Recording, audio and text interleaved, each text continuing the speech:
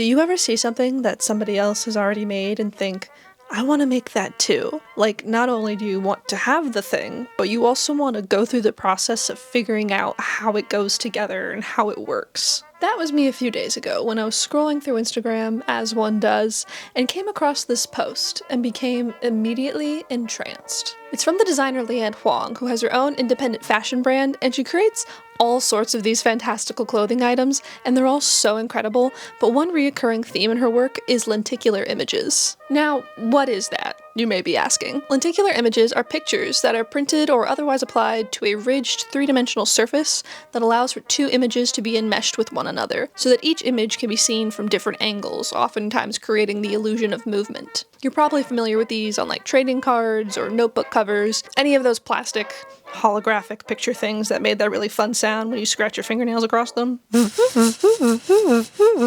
Leanne Huang plays with this technique a lot. She has some pieces that are made with the more standard lenticular lens material, which are super cool and magic looking, but she also has a series of what she calls lenticular pleated skirts, which use the same principle but just on a bigger scale. What they are is just a standard knife pleated skirt, which is a very classic and simple piece of clothing, but the pleats are sewn in a way so that instead of lying flat into the waistband, they stick up like little flags, and they can flip from side to side and create different images on either side of the pleat. So I want to recreate this design, and I want to make sure that it's very clear that this is Leanne Huang's original design. I will link to her website and her Instagram down below. Please go check her out. She makes so much incredible stuff, and most of it is available for purchase if you are interested. As far as I know, she invented this lenticular pleating technique, and I am just making my own version. Speaking of my own version, I do want to make one major modification to the design. I want to be able to secure the pleats to a waistband that I can slide around my waist so that I can flip them from side to side. That way I can set the skirt to be either side A or side B and then change it as I please. I've done some paper mock-ups and figured out how to do this, so I'm gonna throw things back to Pastavelia to show how that works. So I just saw the post about the lenticular pleated skirt earlier today,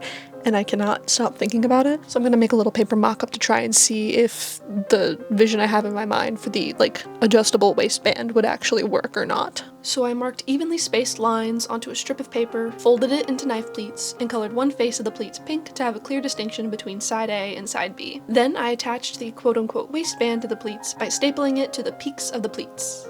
The pleats. Try saying that 5 times fast. Pleat, peaks, pleat, peaks, pleat, peaks, pleat, peaks, pleat, peaks. Anyway, I secured the back of the pleats with some tape to mimic the effect of sewing tucks, and I had easily adjustable two-toned pleats. So I've done another mock-up, a little bit bigger so I can actually roll it into a skirt shape, and it still works. The waistband can like connect here, there'd be like a snap or something there, and then you can open it and just, it's a little wonky because it's paper and staples instead of actual fabric, but yeah. And then it just flips over to the other side. That can be another color. This is a thing that can be done.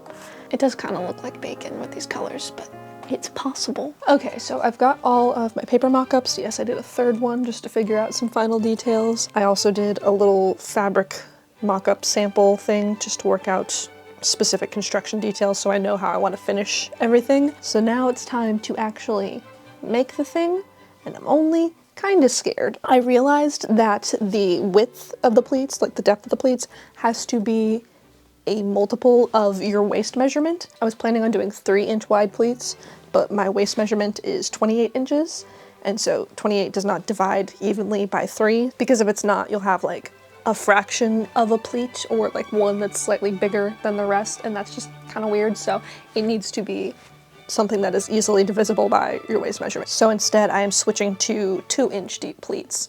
So that increases the number of pleats I'm going to have, which means more work.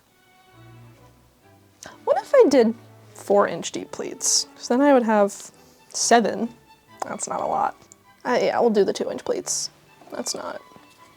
Yeah, that'll be fine. So I'm doing 2-inch pleats instead, because 28 divides by 2 very evenly, so I'll have 14 pleats all the way around my skirt. I'm keeping the fabric choice pretty simple for this since everything else about this is kind of insane. I've got some nice dark green and dark purple fabric that I got from Joann's during the closing sales. I haven't looked at these since I bought them, and I thought that they were both satin, This is, if you saw my last video where I made all the Christmas gifts, this is the same material that I made the stocking out of, so it's a nice kind of like mid-weight satin. And I thought the purple fabric was the same stuff, just in a different color. It's not, it's like a crepe. So it's got a bit of a different finish, but that doesn't really bother me. It is slightly lighter weight than the satin, not too terribly different, but definitely a noticeable amount.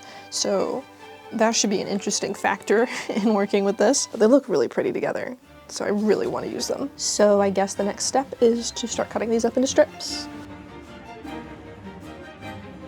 I cut 14 strips of each color, with the purple strips being twice as wide as the green. A single knife pleat is basically a Z-shaped trifold, so you need 3 panels of fabric for each pleat. So the green makes up 1/3 of that, and the purple makes up the remaining 2/3. It doesn't really matter which color you pick to be the wider stripes, you could even use a different third color. I chose purple as the majority color just because I really like the green fabric, and I want to conserve it so I can make something else out of it at some point. With all the strips cut out, I could sew them together, alternating between the green and the purple. To make this process a bit quicker, instead of sewing each strip individually, I chain-pieced pairs of strips together, then sewed up pairs of pairs, then pairs of pairs of pairs. And since both of these fabrics frayed like crazy, all of this had to be done with French seams, which means sewing, pressing, trimming, pressing again, sewing again, and pressing a third time for every single seam. It wasn't that bad, up until I sewed some pairs of pairs together with the wrong sides facing. Or rather, I was supposed to sew them with the wrong sides facing because French seams, but I accidentally did right sides facing, which was wrong. So I had to unpick those seams to right my wrongs, or wrong my rights? I fixed my mistake and continued sewing strips together.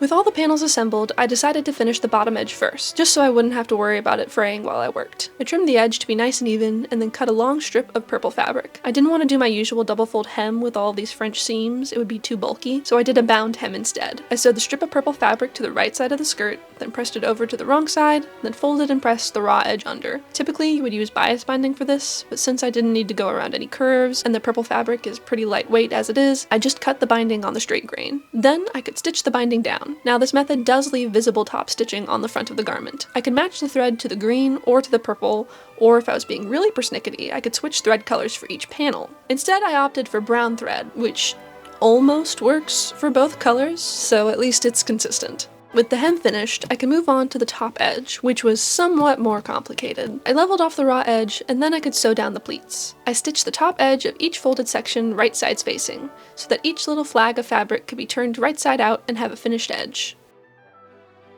The color changing effect was starting to appear. To finish the raw edges of the waistline that were not encapsulated by the pleats, I sewed on another binding strip, being careful to skip over the pleat flags. Before folding and sewing down the binding, I stitched up the last French seam, turning the flat panel of fabric into a tube. The zipper needed to be set into this seam, so I had to make a French seam with a vent. I'll link the tutorial that I always reference for this down in the description if you want a better explanation. But I worked very carefully to have a nicely finished opening for the zipper to be set into. Then I could baste in the zipper, whereupon I realized I had set it in the wrong seam. I put it right at the pleat peak, so the top ends of the zip would get sewn together, rendering it useless. So I unbasted the zipper, slip-stitched the vent closed because I was not about to unpick that whole thing, and then ripped open a section of the appropriate seam and finished it as a vent.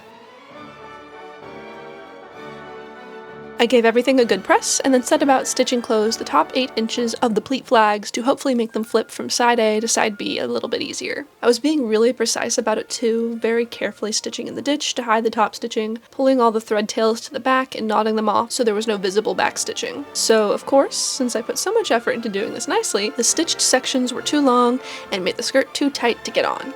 So I unpicked all those seams down to just 1 inch from the top. This might have been an overcorrection, they probably could have been a bit longer and closer to what I wanted, but I really didn't want to have to fuss with them anymore after this, and I knew 1 inch seams would work for sure. But with the pleats finally sorted, there were just a few finishing steps left. The zipper and the waist binding could be sewn in by hand, then I could start figuring out the waistband. I pinned some ribbon to the edge of each pleat to figure out how long I needed to make it, then cut a long rectangle from the green satin, sewed that into a tube, ironed on some interfacing, and turned it right side out. After pressing it and finishing the ends, I sewed the waistband onto the edge of each pleat by hand. I added snaps to the waistband for a closure, and the skirt was done.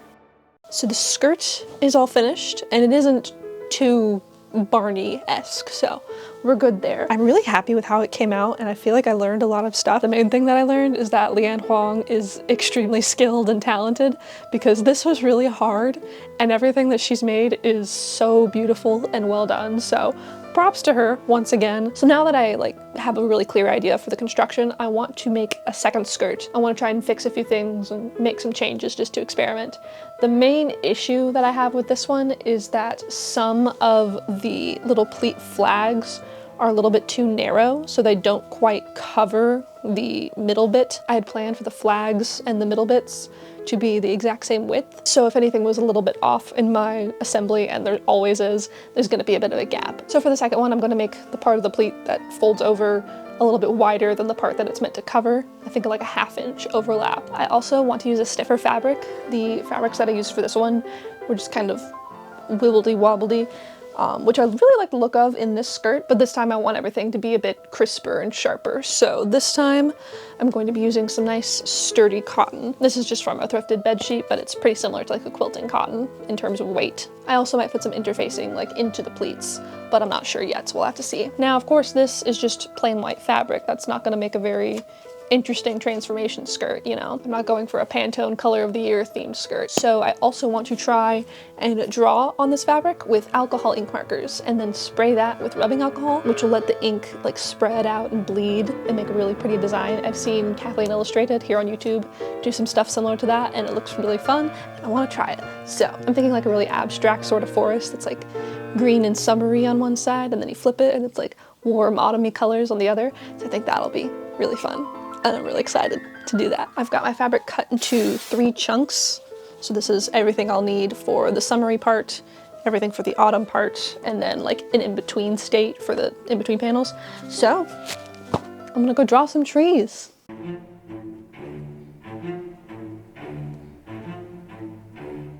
I started out with the fall section and used various shades of orange, red, yellow, and brown to create an autumnal canopy. I scribbled rough foliage-like blobs, keeping in mind that everything was going to blend together in the end. I made some tree blobs a single color, and some a blend of 2 or 3. I tried to prioritize contrast and variation within the area of each strip. I just focused on the leaves for now. I wanted the branches and trunks to stay crisp and sharp, so I'll add those in after the blending. For the summer sections, I focused more on shape and the texture of my marks, since I couldn't rely on different colors to create contrast.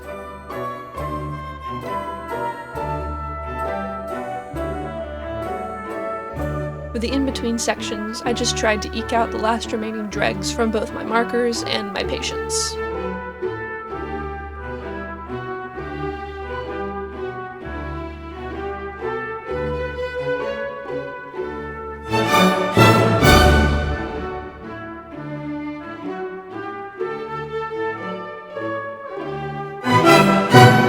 With all the trees drawn, I sprayed them liberally with rubbing alcohol and let the ink do its thing.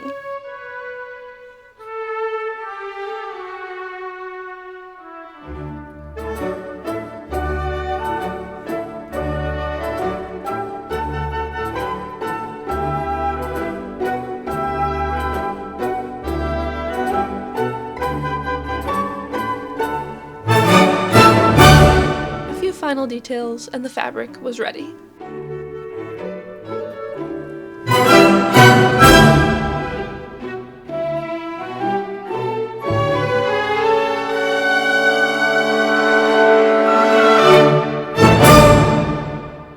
After heat setting the alcohol ink with the iron, I repeated the same steps I followed with the first skirt. I cut my fabric into strips and then sewed them all together with French seams. This time I was careful to keep all the strips in order so that the forest design would flow continually across the skirt. I wanted to get them together as quickly as possible to avoid messing up the order, so when I chain pieced them together, I only did the first step of the French seams, and then did the pressing, trimming, pressing again, sewing again, and pressing a 3rd time with the whole thing assembled. Then I leveled off the long edges and did the hem. I didn't bother with the binding this time, I just did a double fold hem, but I did the thing where you clip into the seam allowance along the fold lines, and then fold the middle bit the opposite way to spread out the bulk of it. They were still pretty thick though. Then I stitched up the top edge of each flag, and this time I added some fusible interfacing to the top 6 inches of each pleat. I added the binding to the waistline, turned out each pleat, and installed the zipper correctly this time.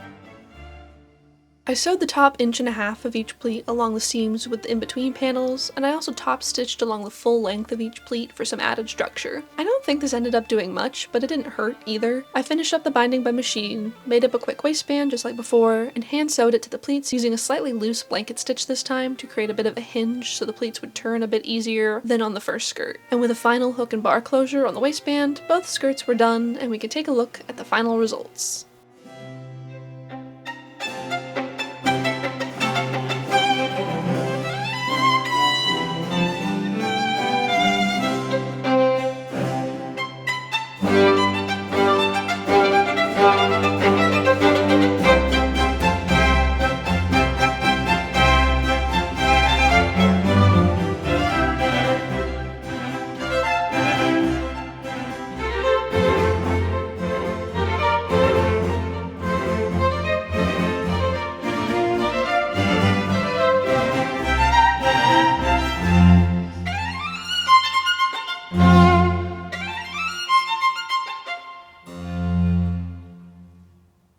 Thank you so much for watching, and to my patrons for supporting this channel, especially my magnanimous maelstroms, Obi Knit Kenobi, Evelyn, Trapped in the Midwest, Bear Hardy, and Perfect Primrose. See you in the next one!